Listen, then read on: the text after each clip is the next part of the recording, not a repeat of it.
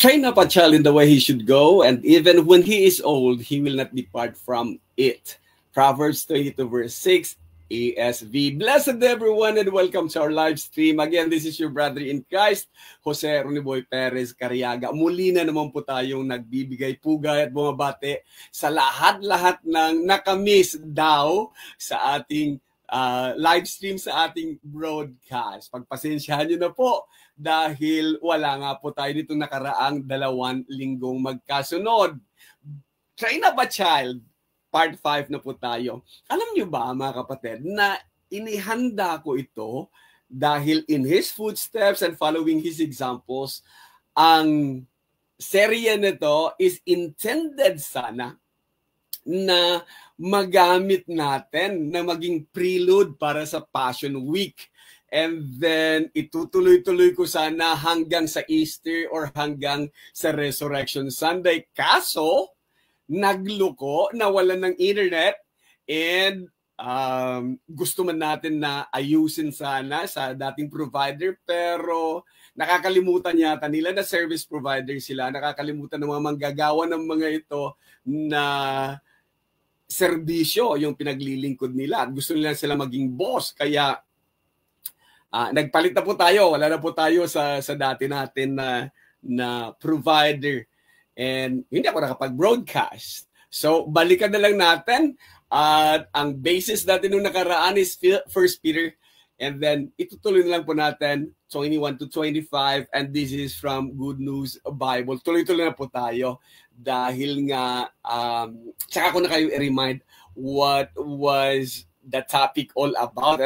So, let's go and read 1 Peter chapter 2, 21 to 25. It was to this that God called you. For Christ himself suffered for you and left you an example so that you would follow in his steps. He committed no sin, and no one ever heard a lie come from his lips. When he was insulted, he did not answer back with an insult. When he suffered, he did not threaten, but placed his hopes in God, the righteous judge. Christ himself carried our sins in his body to the cross so that we might die to sin and live for righteousness. It is by his wounds that you have been healed.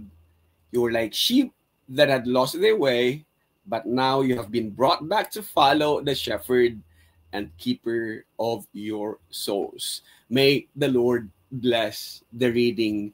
Kaya nga, tamang-tama lang din, and palitan man natin ang approach, pero train up a child pa rin ang gagawin natin. And this is now part 5 of that. The things that we just read are beautiful and powerful verses. Yun nga lang, masarap pakinggan, powerful siya kapag ka nakikita natin ang pakulugan. Ngunit mahirap gawin. Kasi it goes against today's norm. Hindi po yan talaga gagawin ng henerasyon ngayon. Kasi kung tutuusin, it is anti-contemporary ideals. Ang mga sinulat ni Apostol Pedro noong unang siglo ay anti-contemporary ideals. Hindi po talaga tatanggapin ng mga henerasyon na namubuhay o ng mga taong namumuhay o nabubuhay sa panahon natin ngayon. Why is that? Kasi sa panahon natin ngayon, ang pinagmamayabang po natin is ease and comfort. Lahat halos ng mga bagay-bagay, dati-rate. Sabi nga ng PLDT dati-rate, yung yellow pages, make your fingers do the walking. Ngayon, ito na lang, or thumb na lang maghahanap ngayon. Kasi ano man kailangan mo, it is available. At ang nauso, dati-rate, pagka nagnilaga ka, matagal, pero nauso pressure cooker. Dati-rate, pagka gusto mong sinampalukan, magdidig, face, binubuhos na lang. Kahit na yung maggata, huwag nang magkudkod, magkayod. Ngayon, gata or pouch na lang. So, instant lang lahat ng bagay. Ease and comfort na pinag-uusapan natin. Yun ang ideals ngayon. Yun ang norm, today's norm. And kung may mga problema, Google it. Kung di kaya ang iba, TikTok mo. Andun lang yan. Or di kaya ay, hanapin mo, andyan lang yan. So, hindi na yung fingers will do the walking through yellow pages. Ito ngayon, internet. Ganun na siya kadali. And hinihikayat, so it seems, ng mga teknolohiya ngayon na hindi na dapat mag-isip. Pinag-iisipan pa ba yon? Kaya tama yung mga commercials na lumalabas sa mga radyo natin na sabing, kailangan pa ba i-memorize yan? At nakakatuwa, no? Kami mga Surigao noon, yung paggamit nila sa ngani, gani, mo ngani, yan, amo ngani, sa mga hindi nakakaintindi or hindi nakakaalam ng etymology niyan, magandang pag-usapan. At sana, bagamat palasak ngayon sa mga kabataan na gamitin yung borrowed term na yan sa mga Bisaya at sa mga Surigao noon, pero ginagawa niya, with the advancement of technology, ginagawa niyang hindi na dapat mag-isip. Ano yung hanap mo? YouTube. Paano gawin? YouTube mo. Magkaminsan sa mga output. Halimbawa, gusto kong gumawa ng painting, AI. Gusto ko gumawa ng sanaysay, AI. Gusto ko gumawa ng output about this. Yung mga estudyante ko sa Rizal, whenever I ask them to do things, AI na lang ginagawa. Kahit na sa arts appreciation, kahit na sa readings in Philippine history. So, ang gagaling ng mga English ng mga bata, ngayon pagka tinanong mo, walang matandaan. Kasi nga, AI. Sa henerasyon na me first, ako muna, anong para sa akin? Hindi bagay ang 1 Peter chapter 2. Kasi ang henerasyon na to talaga, napaka self-entitled. Kung hindi ang kagustuhan nila ang masusunod, lagi mo maririnig yung invalidated yung feeling ko. Invalidated in a lot of things. As I've said earlier, these verses are powerful and beautiful verses, but it is against today's norm. Sa mga henerasyon na self-entitled, lagi natin magpapansin is that they get things that they want. Bago pala ang lahat-lahat, gusto kong i-congratulate muna yung mga graduates natin. Just recently, noong Monday, nagkaroon po ng graduation ball muna and recognition ceremony sa mga outstanding na mga students ng ISHRM. And then by Wednesday, yun po ang graduation namin sa Manila Hotel. Pero believe me this, gusto ng mga bata, they get high grades. Ay wala namang effort, magbibigay AI. And sasabihin pa, sir, bakit ito grade ko?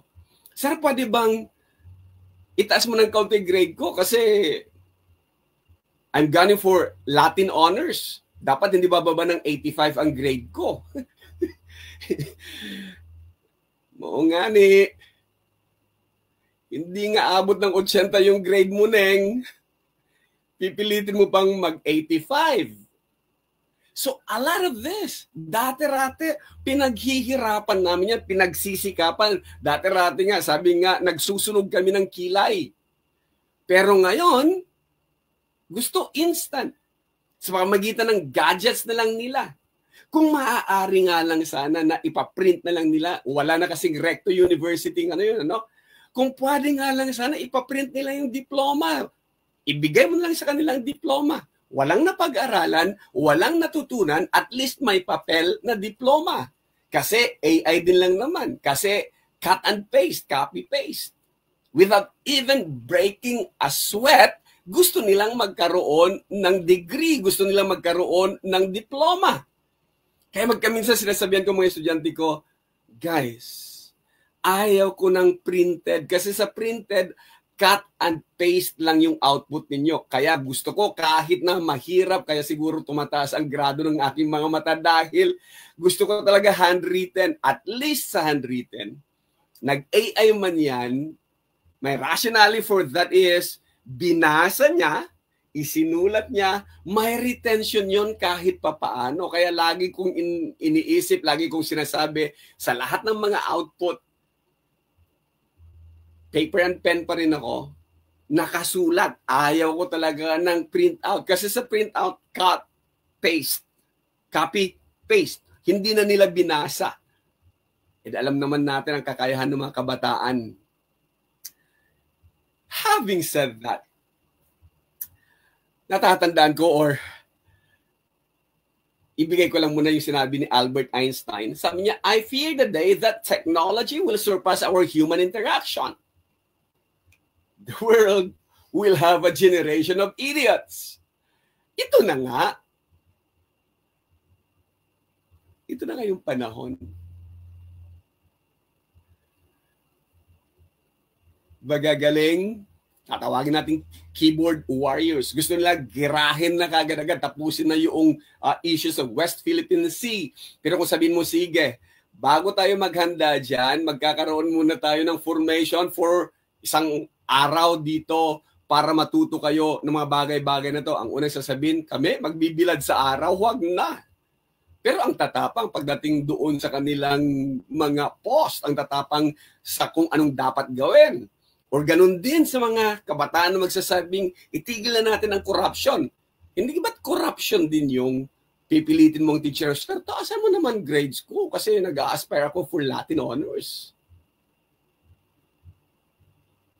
Napakadali sa mga self-entitled generation na to mag-demand para sa kanilang sarili.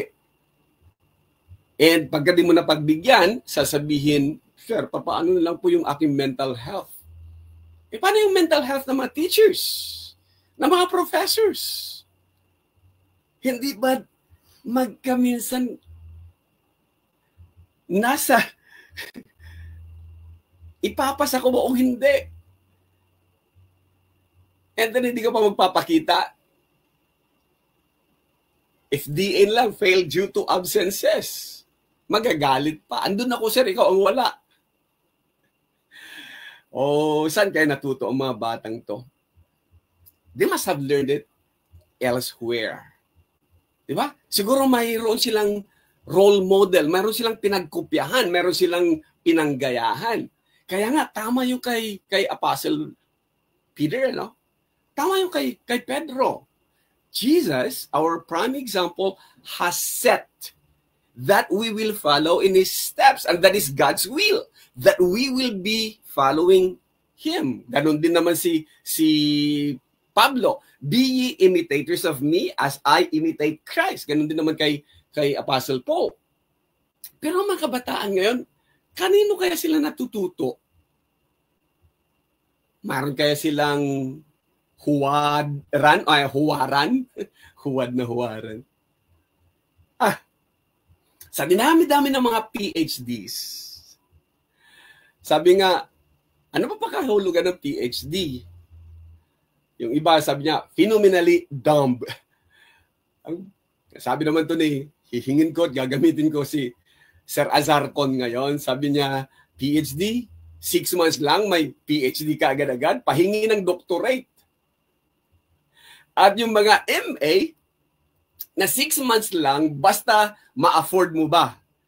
Magkakaroon ka ng MA. Ilan na ang mga lumalapit? Kasi nga, pagka mayroon kang mga papel-papel na ganito, ang school din naman niya, hahanapin din naman niya, hahagilapin, paano mo nakuha. Basta sinasabi ay, basta kung saan may papel. At ang iba naririnig ko, even in the church. Brad, at the end of the day, papel-papel lang ang labanan. Credentials ba? At hindi ko talaga matanggap yon. Kasi ang salitang credentials, credence, diyan galing yung salitang credo. Diyan yung galing yung creed. It is our guiding beliefs and guiding principles. So kung ang guiding belief mo o guiding principles ay yung pahingi ng doctorate, pahingi ng diploma, at para may masterals ka, ma-afford mo ba? 6 months lang kung may ganitong halaga ka? 6 figures. bibigyan ka kaagad-agad ng isang universidad, ng isang paaralan, ng isang kahit hindi siya child recognized, ng doctorate tsaka masteral. Ang iba nga, hindi ka nakapagtapos ng high school kung tutuusin eh. Laging dumaan doon sa paraan na lang, para-paraan. And then, napasok sa ganito. So, ano nangyari sa credential? Ano nangyari doon sa creed? Hindi ba doon din nanggaling yung salitang credibility? Credible ba yung source mo? Kapanipaniwala ba yan? Credible. Ang nangyayari to ay lahat ay incredible. Totoo si ganito? Doktor na? Totoo si ganito? Hindi ba? Hindi. And a lot of questions.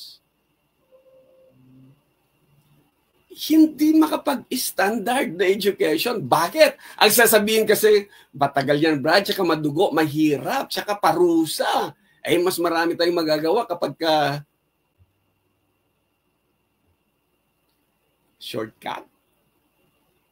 Yet we are forgetting things. Our text says, it was to this that God called you. For Christ himself suffered for you and left you an example so that you would follow in his steps. Ano ba yung to this? Tingnan nyo, pagka tinanggal natin itong mga words ito, just look at this. It was to this that God called you. Tanggalin mo lang yon so that you would follow in his steps. Anong follow natin? Tingnan nyo maigi. CEV, Contemporary English Version, puts it this way. After all, God chose you, past tense, to suffer as you follow in the footsteps of Christ. Why? Because he has set an example by suffering for you. Yun pala yung example that we are to follow. Suffer. God chose me to suffer. You mean God called me to suffer? God called me to follow his steps. I will follow his steps, in his footsteps.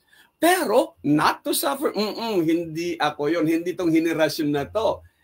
Ito yung henerasyon na instant. Kung pwede nga, wala na lang sinusunod ng mga rules na ganyan eh. Yet, haven't you heard? So that none of you should turn back because of this persecution, sufferings, you yourselves know that such persecutions are part of God's will for us. Ulitin natin. Such sufferings, persecutions, when you do good, you'll be persecuted, are part of God's will for us. 1 Thessalonians chapter 3, verse 3. Saan kaya kumuha yung prosperity gospel preachers and pastors? Yung laging sasabihin, prosper, prosper, prosper.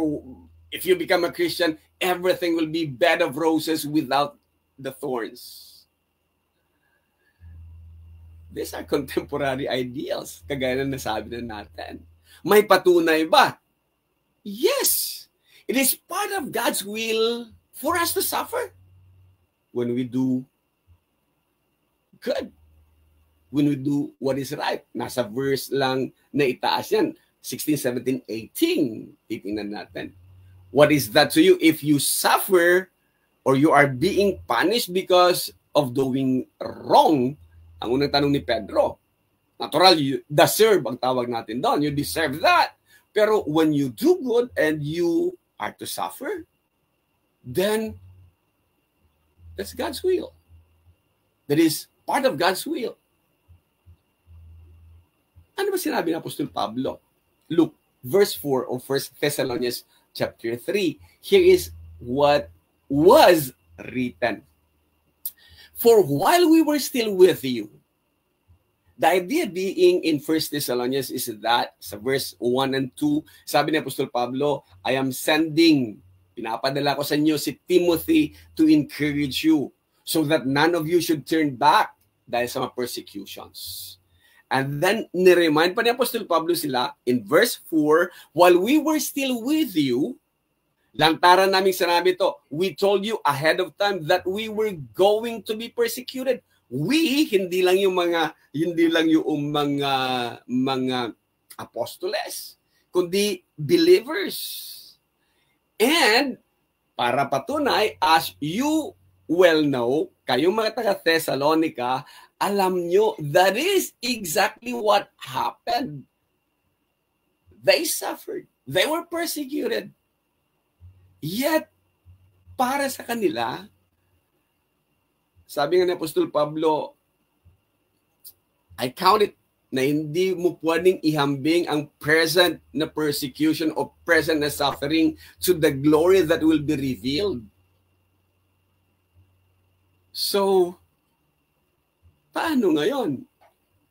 Sa mga magsasabing kapag ka standard education kasi, kapag ka pumunta ka sa kolehiyo at hindi ka mag-PhD, pahingi ng diploma o pahingi ng doctorate o pahingi ng degree at ma-afford mo lang naman magkakaroon ka ng MA, hindi nga makapagtiis mag-aral. Pero gustong-gustong magturo and ang gusto pa is Christian education. So ano yon?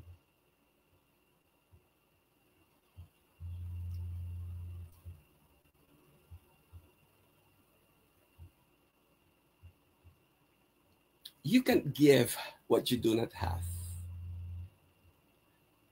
Anong mangyayari doon? Kung hindi na-train yung teacher na magtuturo ng estudyante, anong mangyayari sa estudyante niya? Anong mangyayari din sa mga estudyante niya na magtuturo din ng susunod pa ng mga estudyante?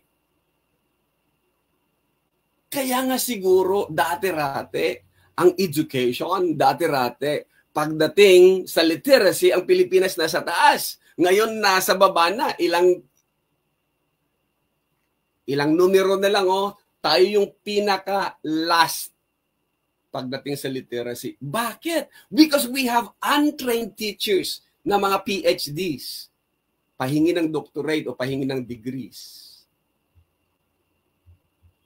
At ayaw na. Gusto instant. O ngayon, we are creating and we are making graduates also that are not trained to think. Wala nang critical thinking. Hindi nga ma-apply ang thinking nila. Lalong-lalo na po sa paaralang kinabibilangan ko, ang aming motto is that real world, real learning. And we are always with yung tinatawag na industry standards. Anong mangyayari sa susunod na henerasyon kung ang mga nagtuturo sa kanila ay hindi na-train kasi hindi na pumasok sa education standard? Pwede na, pwede. Ay yung susunod na henerasyon na yung susunod. Yung mga hindi nagsunog ng kilay, yung puro na lang AI, yung puro na lang kopyahan, yung puro na lang Google it. Yung puro na lang copy-paste and print. Uulitin natin. At kagaya din sa sinabi ko, you can't preach what you do not practice. You can't give what you do not have. Tatanong magkaminsan, bro, pastor, bakit pagka kayo nagsasalita, bakit po ganito? Bakit naiintindihan namin? Because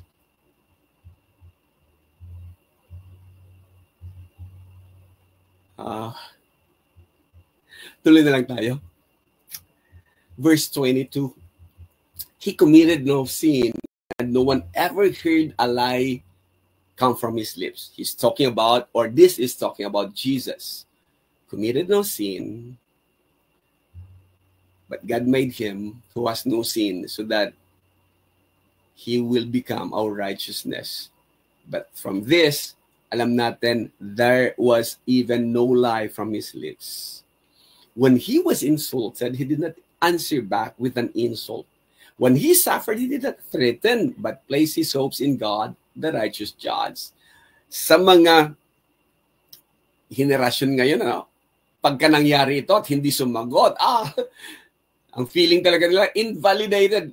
my emotions were invalidated, my rights were invalidated, my thing, and yung mga self-entitled natin na mga individuals, hindi lang kabataan, kundi individuals, will throw a fit with this one. The Son of God did not threaten, but placed his hopes in the God who judges righteously. Pasa Diyos mo na lang yan. Hindi mangyayari ito. And doon sa unang-una natin, He is our example. And this is what He left that we must follow. Ito yung halimbawang ibinigay niya. Ito yung in His footsteps. Ito yung ano ba ginawa ni Jesus during those times. At ang katwiran ng iba, siya yun. Kasi anak siya ng Diyos. Siya yun kasi Diyos siya. Exactly. Anyway, sana matauhan na. Verse 24, it says, Christ Himself carried our sins in His body to the cross, so that we might die to sin and live for righteousness. It is by His wounds that you have been healed. This, kagaya ng nasabi ko na kanina habang nag-uumpisa tayo, nung inihahanda ko ang seryeng ito, tamang-tama sana ito during the Passion Week, that Jesus carrying our sins, just like doon sa scapegoat, doon sa Leviticus. Okay, kailangan lang siguro ibalik natin sa Leviticus yung shadow na pinaghugutan nito. Sa Leviticus chapter 16 verse 21, I should say, andun dun yung pagkuha ni Aaron ng gagawing scapegoat. But look at this. Sana kang kaya yung i-picture out, ano? And yung scapegoat na tinatawag, kukuha si Aaron ng isang goat and then ilalagay niya doon. Hindi ito yung goat na papatayin, kundi hindi ito yung sacrificial lamb, kundi ito yung scapegoat. Dito galing yung salitang scapegoat natin.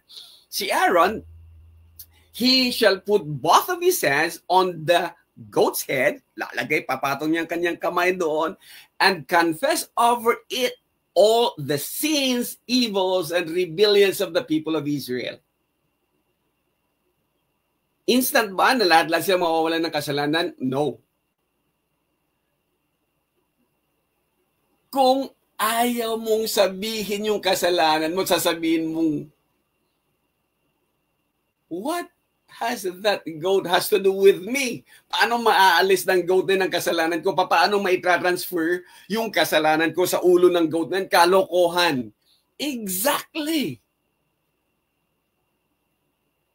Exactly. Kung hindi ka maniniwala that God could transfer all your iniquities, all your sins and rebellion doon sa scapegoat, hindi mo rin kayang paniwalaan na si Jesus died for you. Pwede bang mangyari? Applicable ba yan lahat-lahat? Look at this. And so transfer them to the goat's head. Unwilling nga ako eh. Ayaw ko ngang i-transfer eh. Ayaw ko ngang magtiwala eh. Ayaw ko ngang maniwala. Ayaw ko ngang tanggapin na pwede na yung kasalanan ko, si Jesus ang magkikarry ng aking kasalanan sa kanyang cross. Ayaw ko yun eh. Gusto ko ako magbayad mismo. For the wages of sin is death. Romans 6:23. Hindi, nagpabautismo ako eh. Oh, teka muna. Pag muna natin komplikahin. Dito lang muna tayo. So ito yung prinsipyo. The principle being is that may scapegoat, mayroong isang kaparaanan papaano mailipat yung mga kasalanan natin sa scapegoat na yan. There is a provision. Payag ka ba na yung scapegoat magdadala ng kasalanan mo? Confession needed. And then, habang nagka-confess ka, sasabihin mo, sige, mema lang. Sabi mo, hindi, sige, sabihin ko na lang din. No, faith is needed. Hindi faith only, Faith is needed. Kailangan mong maniwala na ang kaparaanan ng Diyos ang siyang masusunod, na sa kaparaanan niya ay pwede mong ilagay ang lahat-lahat ng kasalanan mo sa ulo ng kambing na yan, habang sinasabi ni Aaron ang lahat ng kasalanan. Gayon din naman, kailangan mong maniwala that Jesus, Christ Himself, carried our sins in His body to the cross. Upang magkaroon yon.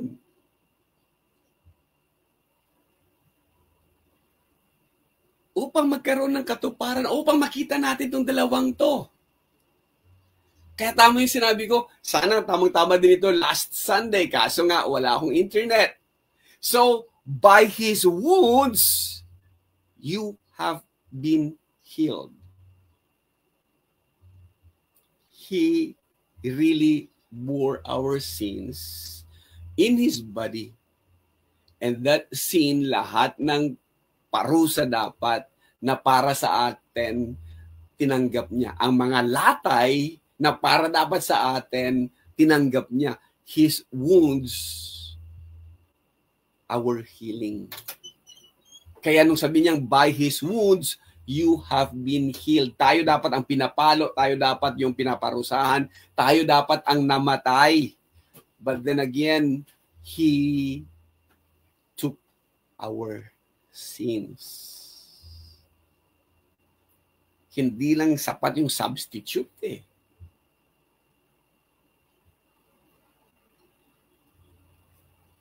What a Savior. He bore our sins. He paid His life for my sins. He died that I might live. Yun ang katiyakan na meron ako. Yun ang katiyakan na ipinakita sa akin ng Panginoon through these things. For me, He suffered. For me, He died. And then, verse 25 says, you were like sheep that had lost their way. Ito naman yan. Sin separated us from God. Isaiah chapter 59. But now, look at this. You have been brought back to follow the shepherd and keeper of your souls. Di ba nakakatuwa? Following His footsteps. An example to follow. Ibinalik niya sa concluding verse niya, concluding statement niya, brought back to follow the shepherd. Ano bang gusto niyang gawin? Ibinabalik niya tayo matutong sumunod. And He has left an example for us to follow.